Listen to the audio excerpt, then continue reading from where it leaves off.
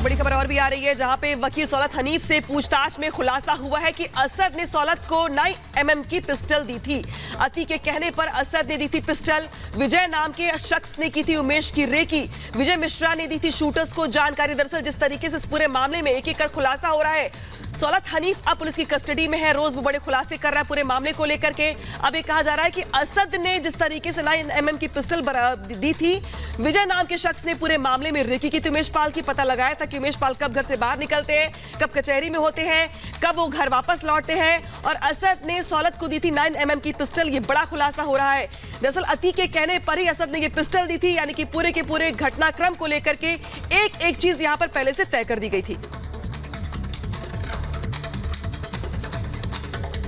तो लगातार उमेश पाल हत्याकांड को लेकर एक के बाद एक बड़े खुलासे हो रखे हैं। अब हम आप तक पहुंचा रखे हैं कि आखिर माफिया की जो साजिश है वो कैसे डिकोड हुई है। डॉन अतीक ने गैंग को कोड नेम दिया हुआ था। ये तो अब आपको ग्राफिक्स के जरिए हम समझा रखे हैं कि किस तरह से कोड नेम यहां पर दिया गया था। Face time app code name से ये आईडी जो है वो बनाई गई थी। लगातार रिपब्लिक भारत इस बात की जानकारी आपको दे रहा है कि किस तरह से फेस टाइम ऐप के जरिए बातचीत होती थी। अतीक का कोड जो था वो BADE 006 था। ये कोड आप देख लीजिए, और इसी कोड के जरिए बातचीत हुआ करती थी। अशरफ का कोड अब सुन लीजिए, छोटे 007। तो ये अलग अलग कोड जो है वो यहां पर फेस टाइम ऐप पर दिए गए थे ताकि किसी को कोई शक ना हो। असद का कोड क्या था ये आप अब देख सकते हैं। क्या लिखा हुआ है? ANSH-YADAV00 ये कोड है, और इसी कोड के जरिए कहीं ना कहीं जो उमेश पाल हत्याकांड की साजिश है उसे अंजाम दिया जाता था।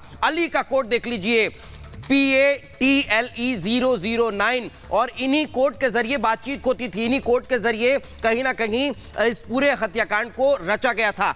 अतीक के नाबालिग बेटे का कोड भी है, ठाकुर 008 ये कोड है, ये छोटे बेटे का है। नियाज का कोड XYZZ1122 ये नियाज का कोड है। अब अरमान का कोड क्या है?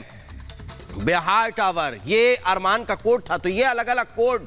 ADV 00110 ये वकील हनीफ का कोड था। और जब हनीफ का फोन कहीं ना कहीं निकलकर सामने आया तो उसके बाद अब ये खुलासे होते हुए दिखाई दे रहे हैं। लगातार इस बात का जिक्र रिपब्लिक भारत ने भी किया है कि किस तरह से फेस टाइम ऐप के जरिए ये पूरी साजिश रची गई। और हमारे साथ जुड़ गए प्रयागराज से हमारे सहयोगी जतिन। इस पूरे मामले में हर रोज बड़े खुलासे हो रहे हैं, और जो सौलत हनीफ है अतीक का वकील, वो तो हर रोज पूछताछ में बड़े खुलासे कर रहा है। ताजा मामला ये सामने आया है कि अतीक का चौथा बेटा जो कि नाबालिग है, वो भी इस पूरे के पूरे कांड में इन्वॉल्व था। क्या जानकारी? जी बिल्कुल, देखिए सौलत हनीफ जो कि सबसे बड़ा राजदार है, शुरुआत से हम रिपब्लिक भारत पर आपको दिखा रहे हैं कि उसके जरिए ही तमाम जो काले कारनामे हैं वो किए जाते थे। हालांकि उसका फोन जब पुलिस को बरामद हुआ और उस फोन को जब खंगाला गया तो सबसे पहले आपको ये बताया कि पासवर्ड उसके फोन का आप ऐसा पासवर्ड, बहुत सिंपल पासवर्ड कि आम आदमी उसको ना डाल पाए, 654321 उल्टा रिवर्स में उसका पासवर्ड था। फोन जब अनलॉक हुआ तो काफी सारी चीजें सामने आई। पूछताछ में उसने बताया कि अतीक का जो चौथे नंबर का बेटा है, जो नाबालिग है, बाल सुधार गृह में है, उसका ये आइडिया था कि क्लाउड के जरिए, फेस टाइम ऐप के जरिए वीडियो कॉलिंग और फोन पर बात की जाए, और इसको ट्रेस कर पाना बहुत मुश्किल है। तो आप इससे समझिए कि नाबालिग बेटा टेक्निकली बहुत साउंड था, उसने ये आइडिया दिया और उसके बाद इस आइडिया पर काम किया गया।